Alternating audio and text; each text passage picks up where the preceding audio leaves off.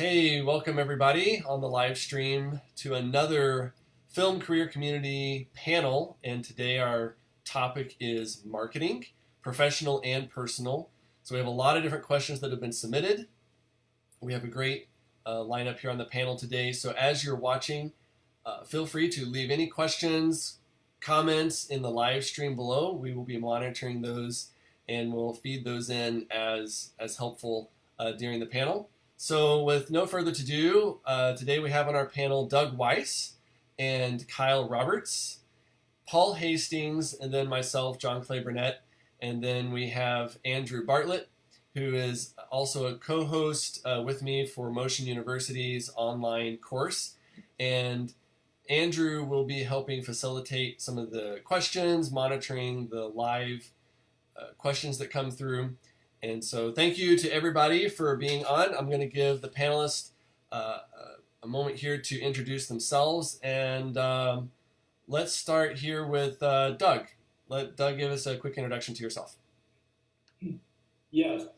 Hi, my name is Doug Weiss, and I am located in Atlanta, Georgia.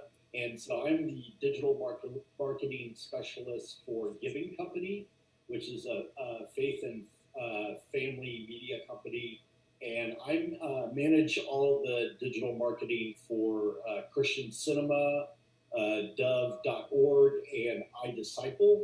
And then also kind of on the side, I do consulting for various companies and nonprofits. Cool, great. We're glad to have you on the panel with us today, Doug. Let's go to Kyle. Give us a quick introduction. Hi, my name is Kyle. I own Reckless Abandonment Pictures. We do a lot of stop motion animation with live action. All of our stuff is really heavy on our heart that it's family friendly. And as we're talking about marketing, I guess I could take a drink of this. Right here to promote it has our logo on it and stuff. But yeah, anyway, that's kind of what I do. I love to play. Very cool, yeah. And Kyle's done some neat projects for, well, a wide variety, but some that I'm very currently aware of is some pretty big name toy companies and their YouTube channel stuff. He does a lot of stop motion. Little is not a good term for that. Yeah. I guess little is the toys and stuff you guys are working with, but he's published or produced even a number of for DreamWorks. You did one for, I don't know what the parent company for Thomas Tank Engine. You were doing one recently for the with Voltron. This past year we did stuff for Mattel, DreamWorks, Trolls, and then behind us is this giant like Lego thing that we put piece to piece just for the logo kind of reveal on the spot. This is a national spot that we did for Lego Voltron. Very nice, very cool. Thank you for being on the panel with us, Kyle. And then Paul, give us an introduction. I'm Paul Hastings. I am a podcast host. I have a podcast called Compelled Podcast. That's the latest project I've been working on. But I have a long history in the political sphere. I did a lot of marketing and campaign work. Worked on some film projects. And I guess my expertise or forte is kind of guerrilla marketing. And I'm probably the closest to like what a lot of the folks that are listening to this program probably are, where normally projects that I work on, there's a very limited budget. And so that's kind of my background that I've got is like, how do you use the very limited time and resources you have to maximize impact, that kind of thing. Good, very cool. And we've partnered with Paul a few times as well in talking through some marketing, branding, direction for some of the things we've been working on. So glad to have you on the call and webinar here today as well, Paul. Well, thank you guys again for being here. Let's get to some questions. Let's see let's start with kind of a basic of how to start your marketing. So this could even be a person who doesn't have a business brand yet. They've just been doing everything from a personal perspective, coming up with a name, making a logo, how to start your branding. Tips, tricks, basic information. Anybody have any tips on how to start? This is kind of a double question. How to start building your brand slash marketing? What's a good place to start? I'll go first. So I think really this question can be split up into two parts actually, because I think there's two types of folks that may be listening. One is it's the filmmaker themselves. So it's like a guy that has a small hey, I want to get into filmmaking. I want to be able to make money doing this, right? So it's like, how do you market your own stuff and your own products to the world? And then the other question is like, hey, I already have like a small agency and like, hey, we already do stuff for other people. But the question is, how do I become a better marketer of other people's materials, right? So to tackle the first question first, which is like, hey, I'm the small guy. How do I become good at what I'm doing and let people know that? And I think two big things that were a big deal for me. One is that, and this is just very fundamental, right, is that you are what you become. You become what you say that you are. So, for instance, if I go to a party and I hold many hats, like I do a little political work, I do some marketing work. But if I go to a party and people ask me like, "Hey, what do you do?"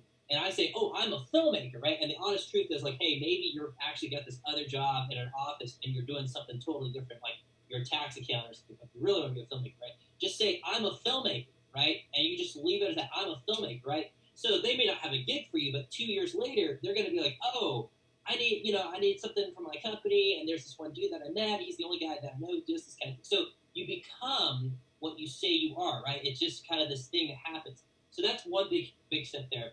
And then the second step that I would say, again, for the small folks that we're talking about, second step is like, be aggressive and be enthusiastic about meeting other people, right?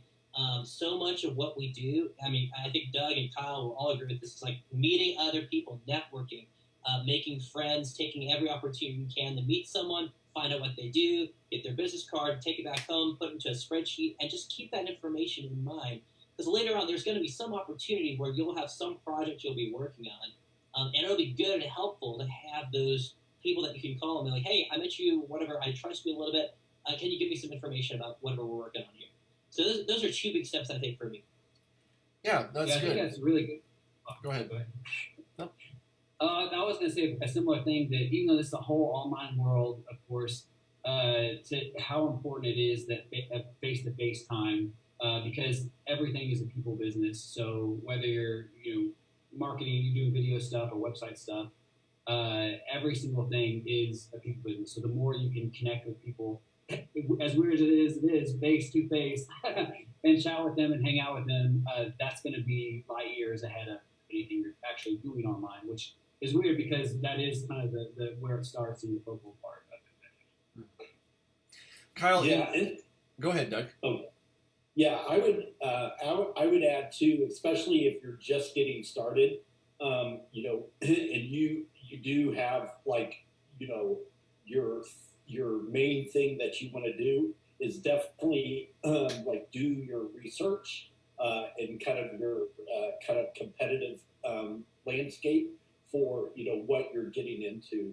And so I think that's good, is because you really want to build a strong footing as you're getting started, to know what kind of company you're building. Yeah, that's good. And even kind of back to, as you're building a business, any input on first steps? This is kind of slash marketing. So, there's things like business cards, demo reels, websites, branded apparel. What's the order that should go in trying to be able to market what you're doing as you're building a brand? Is there a chicken before the egg on any of this? Or if someone's just kind of getting started out saying it's just been me networking, what's turning good results? What would be a good next step to try to develop from a marketing kind of branding perspective? Yes. I think, at least for me, a huge thing is demo reel. Like, that is what I care about when I meet other people. Like, I'll meet other people at other events or film festivals, and great, I got to meet somebody, that's awesome, but I want to see their demo reel. That's what I really want to see. So every time I meet somebody, they're like, oh, I don't have a good demo reel right now, or I don't have one, or all my stuff on my demo reel. Well, great, that's awesome, but it's not really helpful for me because I need to know what you do, And so for me, demo reel is number one. That's for me, demo reel, and I have to see that. That's the first thing that I want to see. Yeah, and I would say you want to have really a good kind of a USP, so a unique selling proposition. So you need to know kind of like what differentiates yourself from the other people, and so you really need to kind of define that up front, so that really how do you communicate that with other people and being able to communicate to your unique customer. Yeah. And Kyle, any notes from you? Because I know you had your mugs, but you've been in business. You've been in business a little while. Mugs weren't the first thing you went and developed. Right. Yeah. So we have these coffee tumblers, I guess. And we sent those out to a lot of our clients this past year. Just kind of a good faith, kind of thing, and kind of catching up with them. But Colin went to go get. We have these like video cards that you open them up and it has our demo reel on it. So it's kind of like a mini iPad almost, sort of just plays our reel.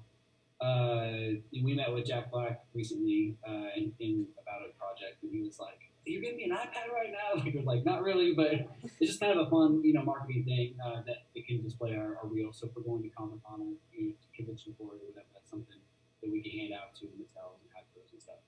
I wanted to say, if you're kind of getting yourself out there, my quick story is I just started playing with action figures and making stop motions. So we recreated X-Men intro with action figures and the Ninja Turtles, 80s Ninja Turtles cartoon intro with action figures. And then LA Times started writing about MTV, VH1, but they didn't just post it. I shared it with them. They have a mini press release that was with in the video description. And through that, I started searching a lot of reporters. You can't just email LA Times and expect them to post about it. I started searching different reporters that are writing about the thing that I'm doing. So whatever you're doing out there, making content for, I don't know, mine was action figures based. So either other stop motions or action figure based, finding those reporters and then emailing them directly and saying, I saw that you wrote about this. What do you think? I think your audience would also enjoy this. And all of those have millions of views now. And then DreamWorks started contacting us to do work and so on and so forth from there. So it's not all that easy, but there's also a lot of work emailing all these people all the time, trying to figure out, trying to get I didn't just post it and it already had 1 million views. Kind of did some research and hit up key reporters that already written about a similar video. Yeah, that's a good point. Of probably a lot. No, that's a good point of finding the people. I like the tip of finding the reporters or authors that are already writing about this type of thing. It's along the principle of find the people you want to do business with. Where's the pool of people you want to work for? Instead of just randomly throwing stuff out there, finding people that are already in that same track and trying to come alongside that and trying to make some noise, if you will, in that area is a better strategy than just cold calling people just because you have their information and you're finding people already interested in a topic and then going with them. So no, I think that's a great piece of advice. Awesome. Yeah. So in kind of along the lines again of kind of this segment of what we're talking about is kind of getting started with marketing. And so I'm just thinking in terms of a lot of people, friends I know that have asked questions kind of along these lines, or even for where I've been myself and currently am in some ways. Just some things one of the big questions that comes up is for someone who's maybe a solo filmmaker, one-man band type thing, should they brand themselves? Should they have a business brand or should they go with their name? That's kind of one of the big discussions. So I'd be curious to know you guys' thoughts on maybe some of the pros and cons of both and maybe which one that you chose and why a little bit. So I don't know if one of you guys wants to start that off. Yeah, I would say it really depends on what products you are offering and what your services are. Because if you create a brand of you as a person, then really that's communicate. You're trying to sell something that you're going to deliver. If it's some type of advice or consulting or stuff like that. But when you're when you're kind of delivering products, say, videos or services and stuff like that, I'd say it's better to kind of create a brand for a company, and kind of go about it that way. Yeah, I agree. Again, I own Reckless Abandoned Pictures, ra-pictures.com is our website. And it's from when we got started, unless it's just a one-man band, photography or something like that you really want to, you are literally doing everything. So for the Trolls project, we had 70 people work on it, right?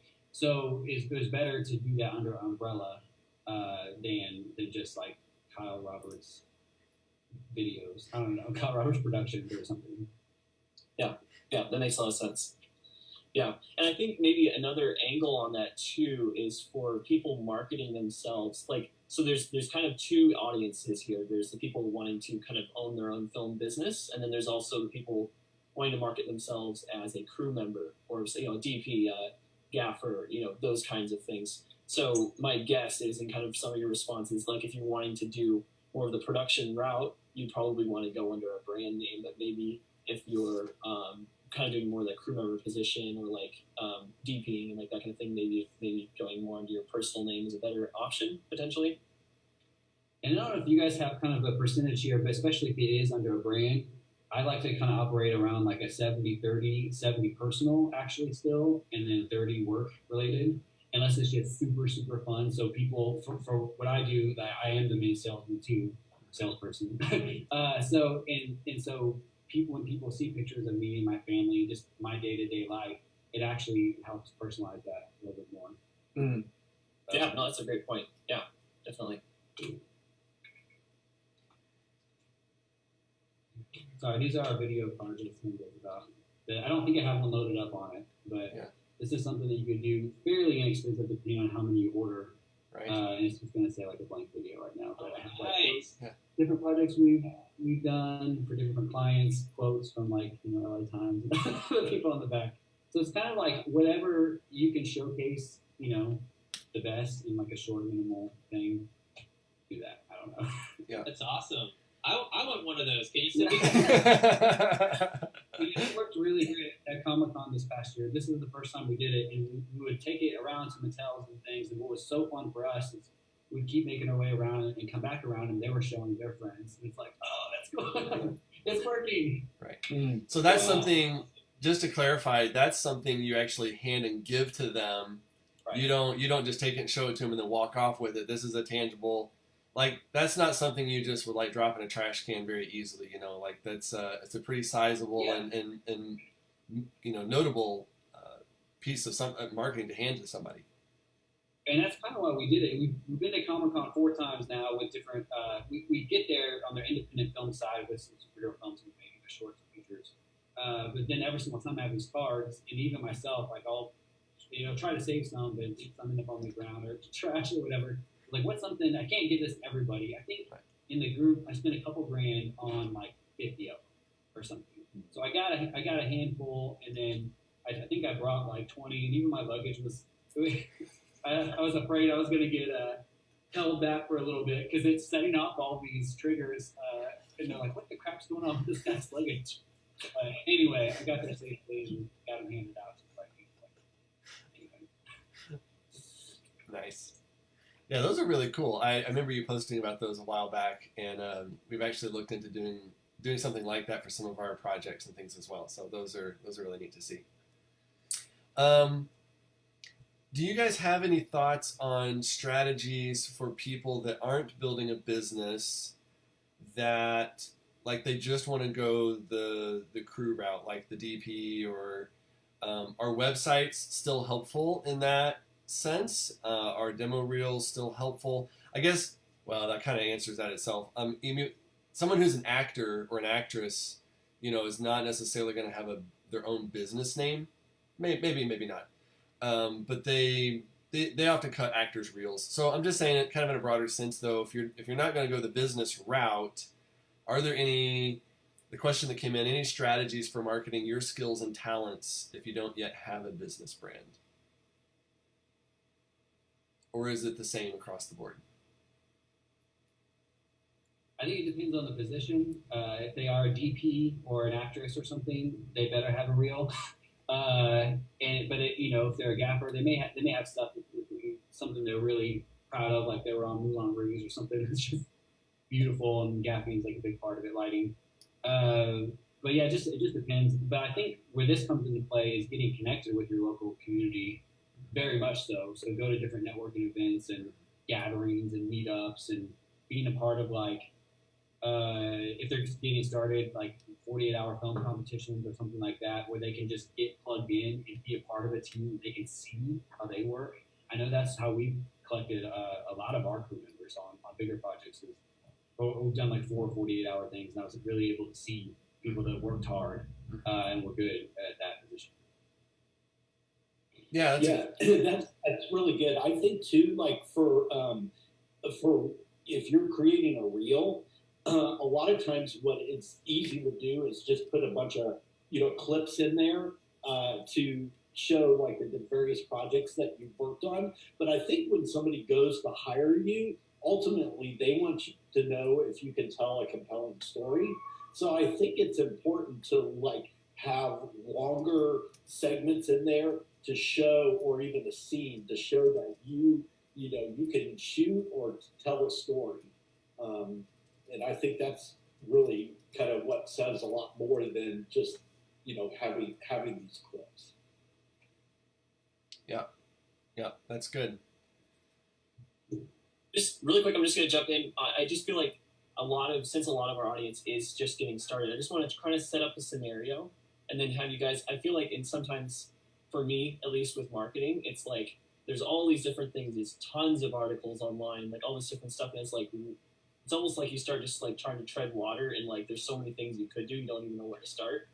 So for someone who is actively wanting to kind of they have maybe a company name and they're getting some work and things, but they really want to get their name out there more. They're kind of struggling with getting clients. They want to try to get more leads, that kind of thing. And maybe they don't quite have branding totally nailed down yet, as far as like they have a name, but they don't quite have their identity figured out as a company and that kind of thing. So what would you say in kind of like a roadmap format? I know there's no one method, like there's no given formula. There's a lot of people that do Facebook ads about that anyway, but I don't think there's any like one way to do it. But if you had to say, here's some recommendations on first thing you need to do is do this, and then once you have that, do this, start an email list, like whatever it might be. Just some way to kind of bring it down, kind of add some structure to the conversation, just so it's not just a bunch of other random information, but we kind of have an idea of a framework for where to put that in. If that makes sense. So actually, a thought on this is because I kind of identify with what you're talking about, Andrew, because I've been there before, right? Lots of times. I think that one of the things is just this idea of what you said. There's no cookie cutter way of doing it, right? If there was a cookie cutter way, everyone would be doing it. We wouldn't be having this discussion, right? So I think a large part of it is just learning how to think outside of the box. And I know later here we're going to talk about some book recommendations we've got, and I've got a book recommendation. But a huge component is just being willing and able to think outside of what the normals might be. So like Kyle had a great example about like he just did the really abnormal, which is like emailing all these reporters, right? And it's the most boring non-filmmaker related thing you could possibly do, which is sitting and like Googling around and, reading articles, finding out what the reporter's name, then trying to figure out where in the world's their email address, right? Deducing like what in the world is the email formula that they use at the LA Times or whatever, right? And I've done this too myself, right? And so this is a very common refrain, though, of someone who's successful. What they're doing is that they are thinking outside the box. So I think just for those that are first getting started, just go ahead and begin trying to train your brain to do abnormal things also. So like, for example, one of the things that I actually started doing, this is totally not, you wouldn't think it's connected to filmmaking, it's just meeting random people and strangers and asking them to tell them about yourself, right? Because it's kind of intimidating for us as Americans to just meet a random person and saying what's the craziest thing you've ever seen, or But I think when you do that, you're training your mind to just kind of think creatively, and it's a whole process of just being accustomed and okay with doing the abnormal. So I worked on a project. It was a political video. We released it back in 2016 about how we felt Christians should vote in the presidential election. We had a very non-popular stance. And so we took a very similar route also, where we realized, like, hey, there was a handful of other people that believed the same way that we did. And then there was tons of people that vehemently disagreed with us. But we went ahead and released our video. And what happened was there were so many people that hated the video, they started sharing it. And we had way more shares from the people that hated us because they were like bad-mouthing us. But every time they would share, someone that did agree with us would like see the video and they're like, oh, wow. And they'd contact us privately, like, wow, this is great, you know. And so we did the exact same thing. We're like, oh, man, we could reach out to press. And so, like, you know, exactly what Kyle was saying. If you send it to just some generic email address, you're never going to hear back from, like, you know, these press outlets. But so instead, we started, you know, we did a lot of research, reaching out to specific people that have been reporting on the issue. And we ended up on the inside, we did the editorial section of World Magazine with this video. And I think that the illustration that we're just trying to draw out here is, again, it's a very unusual path to take, but I think a lot of people that you'll find that were successful in whatever industry that they were in, the common denominator they all had is they had an unusual approach to things, right? Because whatever they were doing, they stuck out from everyone else that was doing the same thing, you know? So I think back to Andrew, back to your original question, I think that the huge important part here is that just be unusual. Just be unusual. Nice. Anybody else thoughts on kind of the tips, roadmap, getting started, first things to think about, consider? I mean, are we assuming, obviously, they already have a bunch of different social channels and, like, they have Twitter set up and Instagram, and, I mean, that's the first thing, I guess. I say that, and just yesterday we finally set up a reckless abandonment Instagram. So after 6 years, we finally got that set up because I just been doing it on my personal. So do that. It's important. But I don't know. Yeah, I don't know. Yeah, I would say that, and also an email list, because the biggest thing is you want to get on and access as many platforms that you own. Because if you look at social, you're actually renting that space. You got to pay to be seen if you want to be seen by many. If you want to go organic, your content has to be really good. But with email, you own it. So as soon as you get an email address, you can, you know, as long as when you send it out, it gets to the person's inbox, you can do that over and over and over every day, and you own that. And so you can get actually the most engagement and the most kind of response still through email. And so, but I mean, social is very important, but I think it's like really from the start, you definitely want to kind of do that email list. And a lot of times it's like you'll see an email opt-in on a website, and it's very like generic. It's like sign up for a newsletter. Well, you know, that kind of thing doesn't really get that response. So I think you have to offer something to the person who's signing up. So some type of like really compelling and helpful piece of content that they can really download just by giving their email address. And that will make a huge difference. Yeah, I think Doug has a great point here, and if I could just speak to that. So, sad little story here. So maybe like 5 years ago, Facebook was really pushing like, hey, everyone needs to set up a Facebook page for their business. And so people were like setting up Facebook pages for their business, and the Facebook algorithm, what's determined that shows up in your friend's feed, was very favorable to that. So if you would set up a business page and you would just like, you know, start posting stuff, and people would be seeing your stuff in their feed, because again, Facebook's whole purpose was to get all these companies to have them to start setting up their own Facebook pages. And then maybe about 3 or 4 years ago, Facebook totally changed their algorithm so that suddenly it was like only, you know, if your Facebook page had let's say 10,000 fans and you posted something, on average, instead of like, you know, your 10,000 fans seeing everything that you posted, it'd suddenly be like 300 of your fans. So it'd be like 3% of your fan base would see whatever you were posting now. And so it just radically plummeted, because Facebook's whole goal was to be, once we have all these businesses on the Facebook platform, then we want them to pay ad money so that then their fans will see their posts, right, to advertise their stuff. And so with a click of a switch overnight, Facebook fan bases suddenly became radically devalued, right? And so the same thing is true. That could happen on Instagram, YouTube, Probably not YouTube. It's already on YouTube. It's Okay, already yeah. on YouTube. Yeah, and so it's like, so you are at the whim of the platform, right? Whereas what Doug is saying, like, hey, if you collect email addresses, you will own those email addresses for the rest of time, right? Until the person shuts down the email account or they unsubscribe from you. And so, or block you, right? But as long as you're not a jerk, this will be a great advantage that you'll have. So that's Doug's point that he's making there. And I can't emphasize that strongly enough. And especially for people that are just starting out, just starting out as like a new business or whatever. Yeah, it's okay, to create a Facebook page and Twitter and etc. And those are okay. There's nothing wrong with doing that. But when it's the amount of time that you can spend, there's only limited amounts of time that you can have, right? So if you had to choose one, always choose email first, then choose the other platforms. And the other thing I'd say to that is, well, no, I guess Doug already said it. So it's like offer a compelling reason to join the email list. And so that's something I'm guilty of myself. Like I need to work on that myself. So Doug, thank you for the reminder. Kyle, do you use email aggregate type stuff? Do you collect email addresses at all? How do you do I have that? some type of sign up there, but I just don't mess with it. I probably should like that more.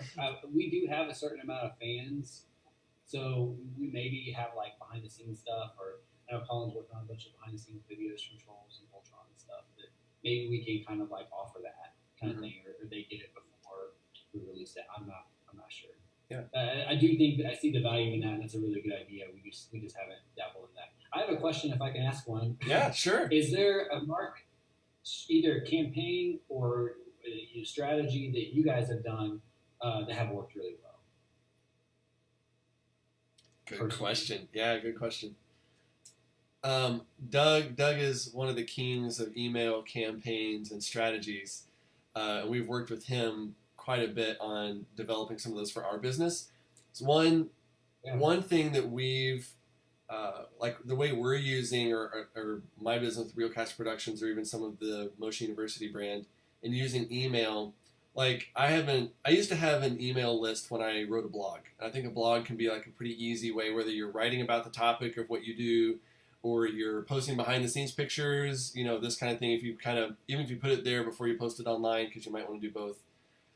That kind of thing, I didn't have very many people on the list, but that's what I was using at the time. And so we've just recently this year resurrected the old list and are brainstorming ideas of how to add to the list. And the first thing we did is just posted a 2018 year in review recap. So lots of people are doing that on Instagram, like your top 9, top 12, this kind of thing. And I delayed long enough that it wasn't cool anymore by the time I realized I should do that. So I put it to my email list. And so just even posting some periodic updates like that of stuff you're working on can be helpful in stay up to date, with what we're doing is an easy way to start building an email list. Even for this panel, we used, the Motion email list to send this out and notify. And we had, I don't know, probably 10 requests to join the Facebook group just after the emails and stuff went out. So you're starting to blend the online and the email list, and eventually you get some dual, overlap. But we are seeing some response from that to just help make people aware to the email list what we're doing online. But no, I'd love to hear from Paul or Doug as well on, how. Part of one of the questions too is with this email list, what are some good keys or tips to how to build an email list like that? I mean, is a blog enough? Is behind the scenes? I know you can go more advanced, that's what I'm going to call it, advanced, to do more of the campaigns type of thing with it. But any thoughts from you guys on Kyle's question, or just kind of how to develop lead magnets to get the email people to sign up for an email? How do you go about doing that?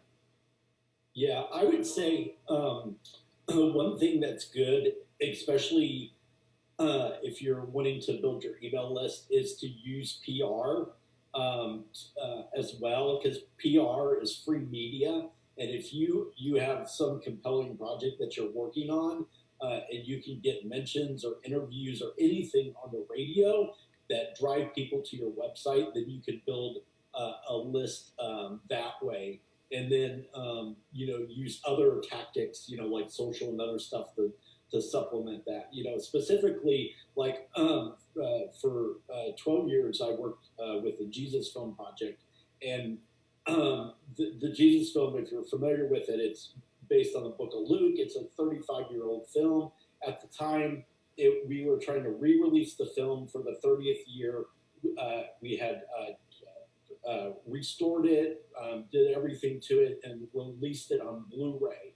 And so we created a campaign where we did mentions on K-Love, email campaigns, social, just all the mix for that. And we were able to drive, and then we had a relationship with Walmart where we had the DVD in Walmart and online. And so through that campaign, we were able to move 100,000 DVDs that sold through Walmart on a 30-year-old film. So it's just, I think it's a mix of stuff, but in the midst of that, the email list kind of grew from that. So it's kind of everything, working together. So Doug, on that, with that specific illustration where you're promoting a project or work like that, what are people, to do PR and people hit the website doesn't necessarily mean they're putting in their email address. What are they signing up for with the email? Besides just saying go buy it in Walmart, there's no need to give you an email for that. So what are they, what's the trigger there for them to give you the email address through even that type of campaign promoting work? Yeah, that's a good question. Yeah, so what we did, we partnered with Moody Church, and Dr. Lutzer. He was the pastor of Moody Church at the time. He's since retired. But he basically, what he did is through our partnership, he created a kind of Bible study series going kind of day by day through the book of Luke. And then we coupled that with clips from the Jesus Film. And then we created that into a PDF. And so we drove people to the website to be able to put their email address in, to be able to download this study and stuff like that. And we also turned that into a reading plan that went on to the YouVersion Bible app. So different things like that. But the compelling side of it for the email thing was, this really quality then piece of content that they could be able to do. Okay, cool. So it's an additional piece that's kind of supporting some of the other things that are maybe getting the notoriety out online on the social stuff. You guys are developing some additional thing there that people would also find valuable because they're running the same track there.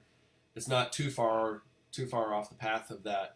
And then they're interested in that, so they'll put in an email address, and that builds your email list that you can then send information further about that. Or if it's for your business, if you're showing behind the scenes or whatever it may be, the perk there that say put the email list, put your email in to get extra stuff, allows you to continue from the business then promoting things. Any other thoughts, guys, on if you're, unless you're one of the famous, who are the Gary Vee or some of these guys that are just really good at writing every single day, or I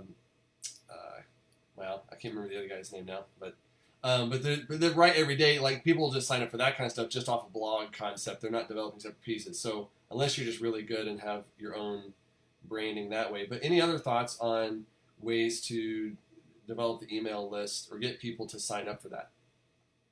So one thing that we did, we did a political project. It was called Faith Trumps Fear, right? It's the one I talked about that was very controversial. And basically, I won't get into all the details, but you can go to the website. It's called faithtrumpsfear.com.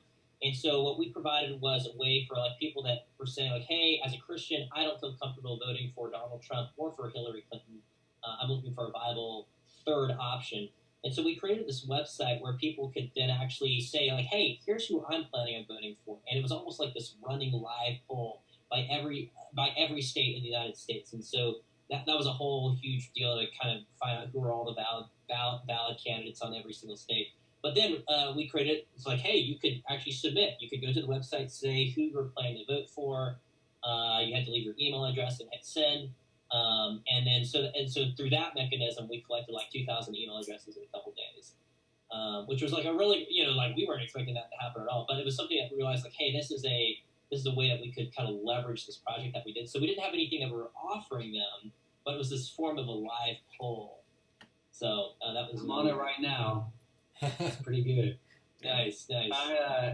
So for that particular project, it's something that people were already being vocal about, right? So you're kind of giving them a platform to then share, keep sharing and keep hearing feedback from it. Yeah. So for example, like if I was like with your company, Kyle, I'd probably be like, hey, when we release this Voltron project, which I'm not sure I'm probably getting right, but like, like, a way that we could like leverage email addresses back is be like, people can vote for like who should Voltron fight next, right? Dinosaur or Voldemort or whatever, or like what video should we make next, right? And then create some kind of email capture mechanism for that, and you might collect email addresses that way, possibly. Did that help, Kyle? With I kind of pulled in another question along with that. I didn't want to completely step on your question. Was that helpful at all, or did you have any clarifying question off of that? For me? Yeah. No, I was just wondering, like, if there are any, like Doug's campaign and what Paul's talking about, they both had great success stories there. If there's any kind of success stories of what we've done personally that we could share, it's like, this may not work for every project, but this worked really well for this situation. Mm-hmm. Yeah. I might just jump in really quick there, just from the perspective of someone who's kind of more on the film side and not really having like a campaign or a project to market kind of a thing. And so what we've found that can be super helpful, so recently we did a project for our local police department, and we didn't have any relationship with them as of like 2 years ago. And so what we found has been super helpful is sometimes doing strategic free projects on subjects that A, people are passionate about, but then also B, that you can connect with people that you want to hopefully be able to work with again in the future. And so there was the road reel competition had come up, and I always wanted to work with the police department, and I knew it would be really cool to work with them. And so we went and contacted them about their media person about, could we do like a mini documentary story about just what it's like to be a police officer and kind of your day-to-day, and just show that they're real people and they're not just out there to try to pull you over and cause you havoc in your life or whatever. And so they were down for that. They're just like, whatever you need, just let us know and that kind of thing. And so we did that. It was completely paid for by us. And we submitted that to the festival. We didn't actually win anything. We got, I think, finalist or something like that. And then, but they saw that product and they really, really liked it. And so now they've hired us for three other projects. Since then, have been able to do some really cool work and be able to build that relationship with them. So it wasn't like we were going at it, we just like contacted them and said, can you pay us a bunch of money to make you a video? Because they may or may not have been interested at that point, but we were able to build that relationship through doing that. And so that's something that's been successful. We've seen that happen a couple times so far, where it's not like you want to just constantly go out and just do free work for anyone. Usually the people who ask you to do free work are probably not the people you want to work with, but if you go and offer to like do something that's not just like kind of make you a free video, but you can use it. So that way we had kind of the dual streams of like, we knew we could publish it as like in this competition and maybe get some traction there, but then we could also, they would see it. It was a little less self-serving in that way. So anyway. Yeah, and it's something that you were already passionate about. Mm-hmm. So that's obviously, that's just how I got started too, is just playing with action figures and posting them. But then also the first thing we do at DreamWorks, I did it way less than what I thought it would be for our man hours, because it's stop motion, it takes forever. But whatever you can do to kind of like, if it's something you're really passionate about already, and you're kind of getting the foot in the door, you may not even be what you realize of what you're doing, but it totally is. So then the next time they contacted us, we were actually able to make money on it, which is ultimately what most of this stuff is about anyway, providing for your family and all that. Yeah, absolutely. Just want to jump really quick to one of the live questions coming in. Hunter was asking, and on the lines with the email list thing of, how do you get your subscribers to actually read your emails in the age of Gmail filtering and overflowing inboxes? Which I think is a great question. Okay, so first thing is, whenever you send that first, think about like your own experience receiving emails, right? So like, if you're like me, somehow through the course of time, you've accidentally or intentionally or one time been subscribed to like thousands of emails, right? And so you yourself, you're not reading this stuff, but there's like a handful of things that you do read, right? And because every single time you read it, you are rewarded with something interesting or compelling, and typically it's a shorter email. So key that I would always say, rule of thumb, if your first email that you ever send out to like your new subscriber, it needs to be compelling, right? So like I would not personally send out an email unless there was something noteworthy to speak about. So I know some people will be like, hey, send an email once a week just to get a rhythm and people get used to it. No, they'll get used to archiving it and never opening it, right? That's what they'll get used to.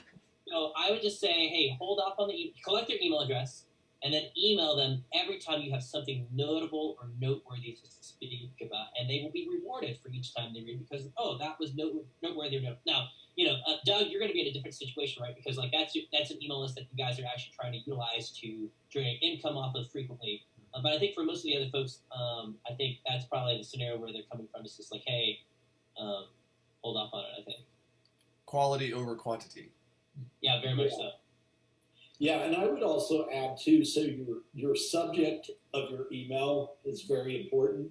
So you definitely test subject lines, because if you use services like MailChimp and stuff like that, you can actually split test your emails, and so you can put in one subject line and send it out to one part of your list and use another subject line and send it out to another part of the list and see which one gets the most open. And then the other thing too is think about this. And so it used to be like, oh, when HTML emails came out, you loaded up with images. Well, now that's actually hurting the quality score of images or of the email from being delivered. So if you have to have an image in the email, you have to think about 80% content and 20% images. Because then what happens is, if a lot of people have Gmail accounts, so a lot of emails, either you want them to go to the inbox versus going into the promotional tab. And so if you can get away with not putting any images in an email, most likely over 90% of the time, it will go into the actual inbox. Wow, that's great intel right there. Wow, that's interesting because I do the opposite. When I'm sending it to press, I have to make sure to have an image there and then like very, very minimal text. Yeah. But yeah, that's awesome. So I want to ask a question for a little bit of a different audience that we've been focused on here as we get close to closing out here. But so for the folks that do have a more of a production company, which may be kind of a / agency, that are making videos or projects for other people, do you have any tips on, let me back up and give some more foundation to this. It used to be enough to just produce video and hand it to the client, and they were happy with it. But with all the social media stuff, either one, it's really disappointing to hand your client the video that they just don't know what to do with. And so trying to educate ourselves and learn how to help them along this journey so that they actually get the results and they get the use of it that they need. We had some questions on tips for running what this person called small to mid-size social ad campaigns, because he's considering the possibility of including Facebook ad services in video packages. So now you're starting to bundle some of the ad service stuff with delivery of a video. And this is like, we could spend hours, beyond 1 hour, just on this topic alone of Facebook ads and how to go about these. But any quick tips on kind of from this perspective? It's not just the person trying to accrue thing. They're making videos for clients and wanting to help their clients use Facebook ads or some sort of social campaign. Any tips on kind of small to mid-sized campaigns from that perspective? If I can get started, but whether you're doing Google AdWords or Facebook or however you're pushing out there, whatever budget they have, which is always going to be way better than some type of commercial budget, right? And like getting it out on different channels through television, which is kind of, I think it's looked at as like standard media or kind of like not the new media kind of thing. But just making sure and directing that audience as much as possible, like funneling it. So whatever they're talking about, if it's aquascape pools is one of the one of our clients. And so just making sure if we're doing a media campaign for them, that we're really sectioned to this area and to people that are into pools and swimming and those kind of things. So just trying to like tailor it the best you can to direct it, and that's the best part of social campaigns, that you can use keywords and keywords and all that kind of good stuff versus just commercials just going to go out there and whoever sees it, whoever sees it, I guess. Yeah, that's a good tip on, especially doing Facebook. You can be very targeted in those ads, and so not just putting sponsored money to blast it to everybody, but do some study, do some research, and how to leverage the use of audiences in those social campaigns is very, very valuable. Yep. Anybody else? Yeah. So I would say the question that asked first, or to look at first, is if you are a non-for-profit. All non-for-profits can qualify for a Google grant, and a Google grant gives you $10,000 in free advertising on Google every month. And so before you look at like Facebook, look at that if you're a non-for-profit. But if you are, and then certainly do Facebook as well. But if you're doing Facebook, again, it's all as Kyle said, it's all about targeting and targeting to the right audience, and also you want to kind of be broad, because the smaller your audience is, the kind of like the more money it can cost you, and you kind of like have to like research kind of like what are you targeting. Like, I can tell you one thing is, if you're trying to do ads to the homeschool market, it's going to cost a lot more, because there are a lot of people that do a lot of homeschool ads on Facebook. So you kind of have to think about that very carefully. It's like, okay, what are you targeting, and make sure your audience is broad enough. Yeah, it's good.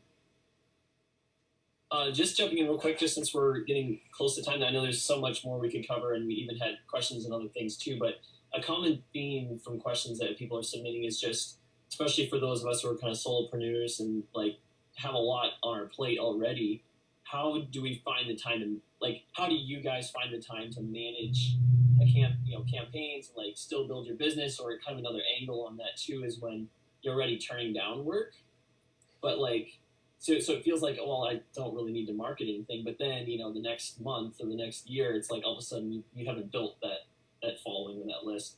Just any tips in terms of how to manage that in your life? And, I know that's like a big subject, but kind of managing, still doing something even when you're in those busy times.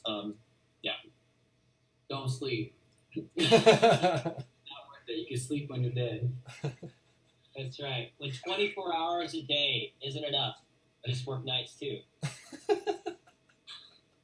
I would say if your main thing is that you're a filmmaker and your business is producing films or projects, I would recommend that you partner with somebody that can do your Facebook ads for you, and don't do them yourself, because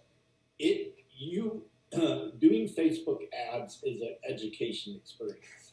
So, and you can end up spending a lot of money very easily if you don't know the ins and outs. But if you do, I recommend starting small and investing 100 hours, and then just kind of learning from there. And there's like so many YouTube videos out there, but like like John Clay was saying, it's like if you only have so much time in your day and you really want to focus on your niche, really kind of, I would say, partner with somebody, and maybe partner with somebody that's willing to show you how to do it as well, to learn that way. And just kind of a one-to-one comparison, I honestly believe that if you're making a film, especially a feature film, you want to get it out there, you should spend about as many hours marketing the film than it took to make the film. So all of the crew, everyone that it took to make it, it's a 30-day shoot, plus everyone working on it, plus pre-production, plus post-production, whatever that took, to make it should be about the same amount of hours of marketing. And most people on an independent level are not doing that. And so whether they're doing it yourself and you're just delaying that time, right? Just as you're working on it and just making it longer, but you're getting that time in there and spending the time marketing it, and then you'll actually, when you release it, you'll see it actually get out there the way you're wanting it to. I think that's really important. And that's also the same typically on budgets. Like if you have an $800,000 film, you just want to spend about $800,000 in marketing there as well, P&A, print advertising there. But just roughly on a smaller scale on your time, if you spent 40 hours on a project, like plan on 40 hours on marketing if you want to get it out there. Yep. Yep, that's a good rule of thumb. Yep. Can I add something really quick? Real quick. On budgets, if you're theatrical, make sure you budget for after theatrical. So when you release on digital and DVD, be sure you save marketing money for that. Yeah. That's part of partnering with smart, wise people who have experience. They'll help make sure you don't shoot yourself in the foot with not having enough budget once it's all said and done. So, well, great. We are close to time, so I want to do some quick lightning round here of sharing a resource, whether this is a book, a podcast, a movie, whatever, anything you'd recommend. And so let's, I know a few folks came prepared for that. Who wants to go first? Quick lightning round of recommended resources. I'll go. So if you're a filmmaker, you will appreciate this book because it's called Building a Story Brand by Donald Miller. And it's really about marketing, but it actually takes it from a perspective of telling stories and script writing and stuff like that. So definitely recommend this book. Fantastic book. Great recommendation. Thanks, Doug. Paul? 3 resources, 4 resources. The first one is this book called Linchpin by Seth Godin. It's a very instructive manual in how to think outside the box. I highly recommend it to everybody. The second book is called Creativity Inc. This is written by Ed Catmull, the president at Pixar, and he talks about the history of Pixar and their unique way of learning how to think through ideas and processes. Very helpful. And I will actually include a link to both of these books in the Facebook comments of this video on the Facebook thread. Okay, 2 podcasts to listen to. One is called The Pitch. So you go to thepitch.show. It's real entrepreneurs pitching their actual business product or idea to actual investors in the room who make a commitment right there, whether or not they'll commit to the idea. So it's really helpful to just kind of, again, hear the process of beginning people with their business. How do they think? And what are investors looking for? It's just a very helpful process. And then the 4th resource is my podcast called CompelledPodcast.com, where we interview people about how God has worked in their lives through amazing ways. You can learn more at CompelledPodcast.com. Great. Thank you, Paul. Kyle? I do. So I'm looking this up. There's a book that I really like. It's actually about fundraising. So whether you're doing crowdfunding campaigns or whatever it is, it's called Shaking the Money Tree by Maury Warshawski, I believe. But it's all just broken up in different segments from benefit banquets and just lots of different things to the new kind of social media world as well. But I found that really helpful when we were raising money for our super. Perfect. Hey, one other thing I'll just throw out there. So if you go to my website, paulhastings.me, there's a sign-up form where you can download a list of like 10 marketing tips that I offer. It's free, and that's my way to kind of harvest your email address for my projects. But it's kind of like 10 little tips that I Nice. This is your lead magnet for your email list. Great. All right, go to Paul Hastings' website, put your emails in. Yeah, help out his list there. That's good. And once we're off this call, I'm gonna go set that up right now. Andrew, did you have any resources you wanted to recommend? No, actually, I just had that one last lightning round question idea. I don't know if we can push it like. We're at 1:00, so I think we're gonna wrap this one up. But I had one resource kind of along these lines of branding, marketing. It's called Show Your Work. This is a fun little book that's easy read about how to share your processes, not just your end products. And I highly recommend this for reading as you look about how to even write blogs or messages about what you're doing. Great ideas in that book on how to kind of continue down that road as you're learning about that. So, well, thank you all for all the people that joined us live and watching this webinar. Thank you to all of our panelists. Let's get the panelists to be back up here. Hey, thank you to all of our panelists. And we will see you guys, or see our audience next time when we have our next quarterly panel. Thank you, guys. Be looking for the email.